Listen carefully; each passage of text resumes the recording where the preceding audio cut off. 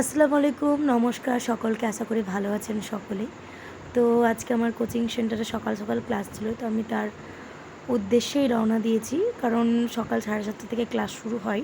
রবিবারের দিন আমার একটু বেশি ক্লাস থাকে। তো ক্লাস করার পর এই যে কোচিং সেন্টারটার সামনে একটু মানে ভেতর সাইডে একটু জঙ্গল হয়ে গেছিলো, তো এই জায়গাটা একটু কাজ চলছিল যেহেতু এই জায়গাটাতে, তো তার জন্য পরিষ্কার করে নিচ্ছি। আর স্টুডেন্টরা নিজেরাই বলছে ম্যাম আমরাই পরিষ্কার করে দেবো। এই যে ওরা স্টুডেন্ট, ওদের পড়া হয়ে গেছিলো, ওরা আবার বাড়ি থেকে সব কিছু নিয়ে এসছে যা মানে পরিষ্কার করার জন্য।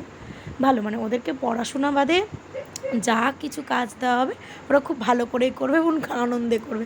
শুধু পড়াশোনাটা করতে ওদের একটু অসুবিধা হয়ে যায়, তাও মোটামুটি চেষ্টা করছে পড়াশোনা করার জন্য। তো এই যে স্টুডেন্টরা আমাদেরই, তো ওদেরকেই বলছি কোন জায়গায় কোনটা রাখবে, কারণ এখানে আসলে 15ই আগস্ট আমরা ভেবেছি যে এই জায়গাটাতে আর কি ফ্ল্যাগটা উঠানো হবে। কারণ হচ্ছে যে নাহলে বৃষ্টি কাদা চারিদিকে, আর এই জায়গাটা প্রচুর জঙ্গলও ছিল, তো ওগুলোকে আর কি টেনে টুনে পরিষ্কার করে নিচ্ছি। ভয় পাচ্ছি না রে, সাবধানে কাজ কর তাহলেই হবে।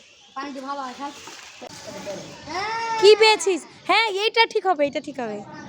হ্যাঁ কর, এবার কর কর কর কর।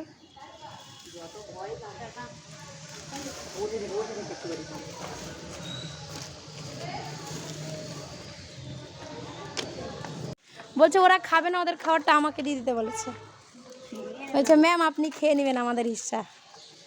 ইয়াসিন দেখে দেখে